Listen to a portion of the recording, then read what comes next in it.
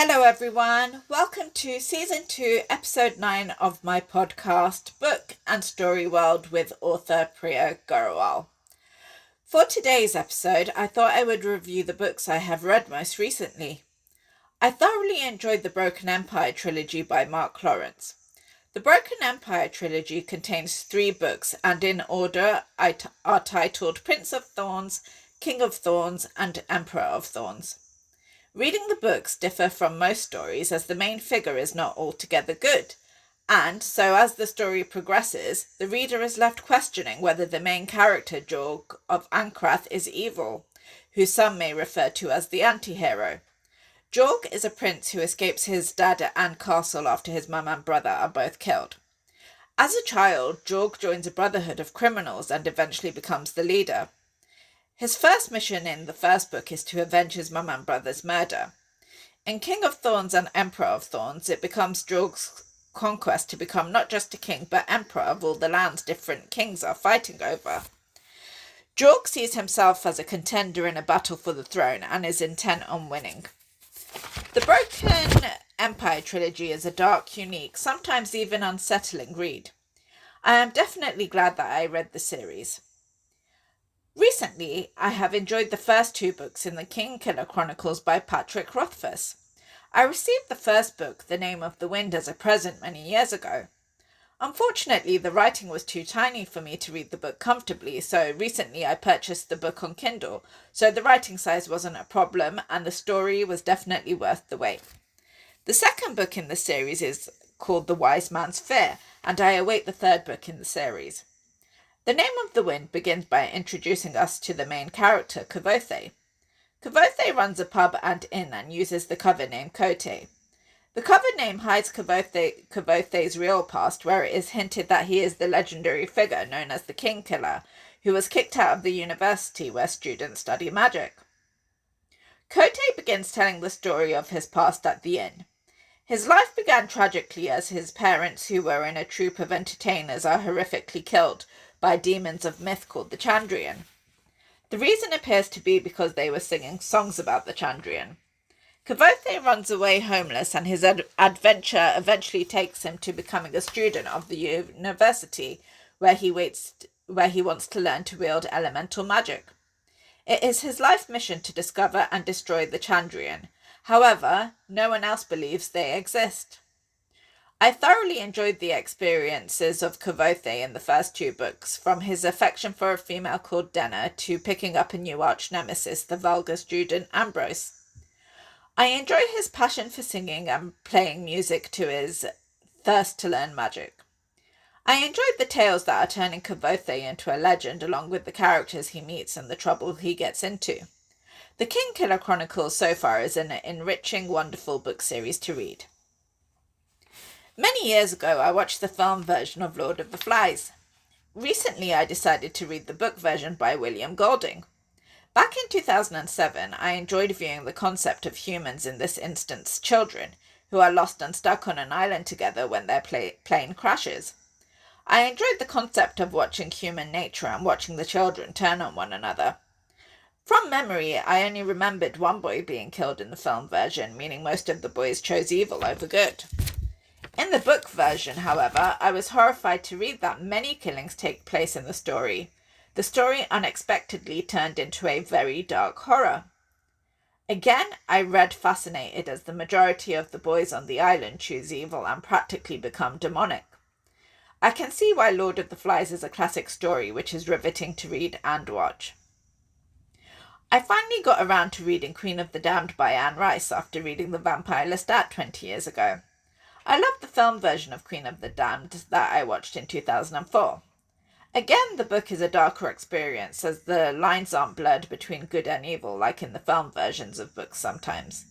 The vampires are nothing but evil in the book version of Queen of the Damned.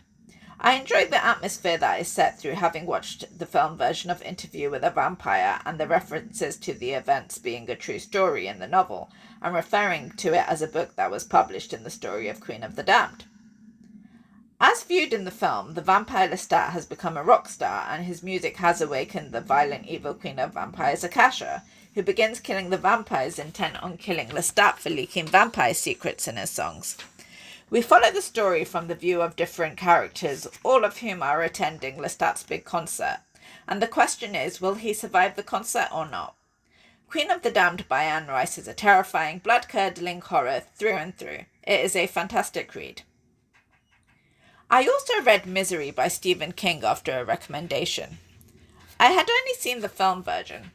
The book is about an author being abducted by a jealous, crazed fan. She holds the author hostage in her house, and he is bedbound and injured from a car crash. The abductor forces the author to write a sequel for his story that she is happy with, where the main character doesn't die.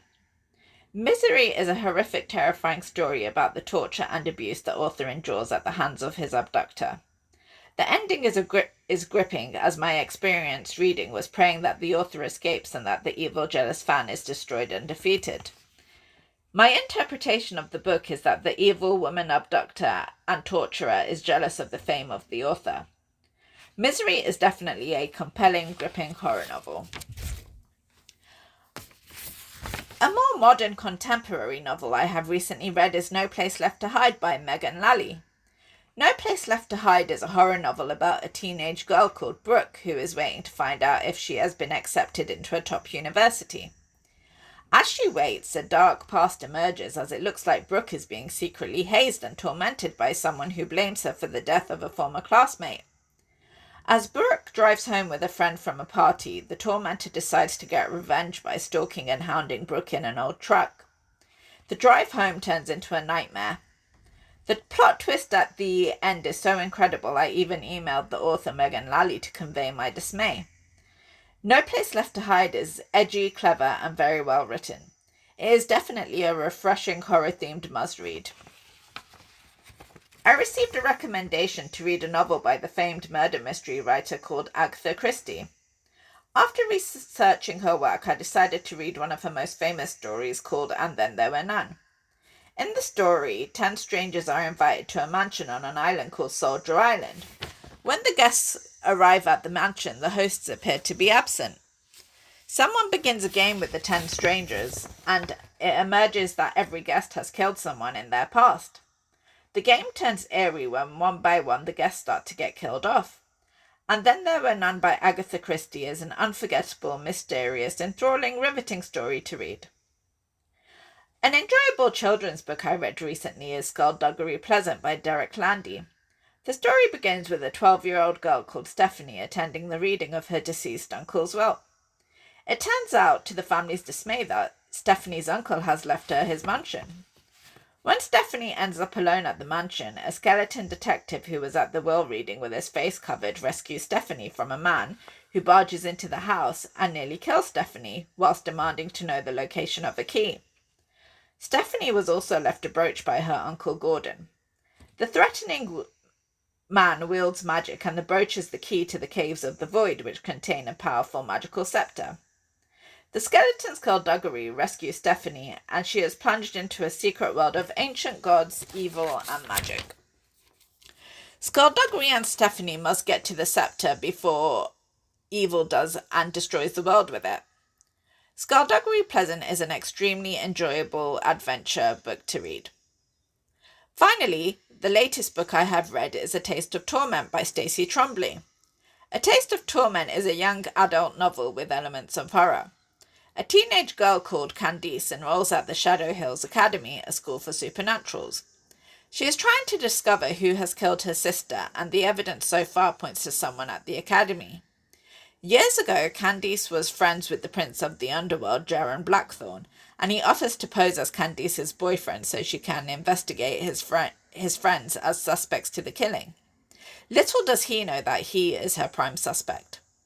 The story is a thrilling, suspenseful, exciting read full of shock, suspense, villains, and horror. It is an excellent story with 2 sequels I've yet to read. And that concludes Season 2, Episode 9 of my podcast, where I have reviewed the most recent books I have read. Next week I will be taking a season break, so I will return with Season 2, Episode 10 in 2 weeks' time. Until then, have a fabulous week everyone, all the best, and take care.